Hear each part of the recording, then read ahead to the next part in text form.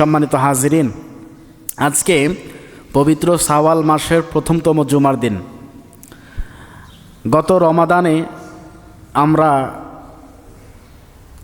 রমাদানের রোজাগুলো পালন করেছি।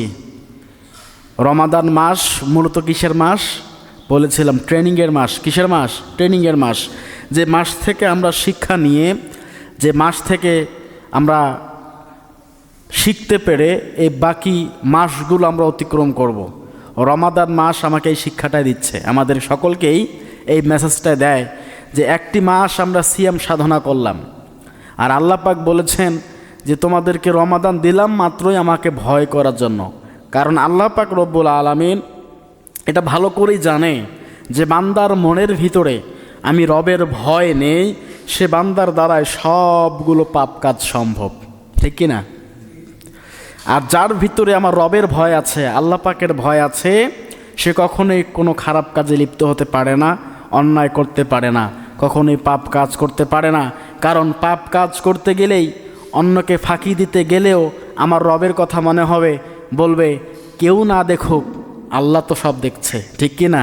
এজন্য আল্লাহ পাক বলছেন লাআল্লাকুম তাত্তাকুন, ভয় করো আমাকে, তোমাদের অন্তরের মধ্যে যেন আমার ভয় সৃষ্টি হয়, এই জন্যই তোমাদেরকে আমি রমাদান দিলাম।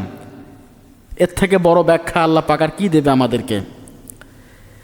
তো রমাদান মাস আমাদেরকে আল্লাহ পাকের ভয় শিক্ষা দেয়। সম্মানিত হাজিরিন, এই যে বাকি 11টা মাস আমরা এখন চলবো, কাকে ভয় করে চলবো?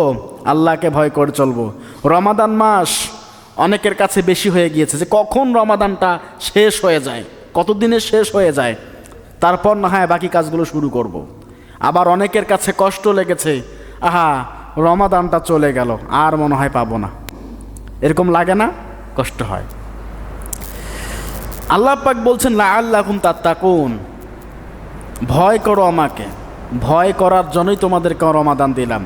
অন্যত্রে আল্লাহ পাক রব্বুল আলামিন বলেন ইয়া আইয়ুহাল্লাযীনা আমানুত্তাকুল্লাহা ওয়া কুলু কওলান সাদীদা। আল্লাহ পাক রব্বুল আলামিন বলছেন ইয়া আইয়ুহাল্লাযীনা আমানু, ও হে ঈমানদারগণ, বিশ্বাসীগণ, কুলু কওলান সাদীদা, ইত্তাকুল্লাহ, আমি রবকে ভয় করো এবং তোমার জবান থেকে সত্যি কথাগুলো উচ্চারণ করো। কি কথা বলতে হবে? সত্য কথা। সত্য কথা বলতে হবে কি হবে না? সত্য কথা বলতে হবে।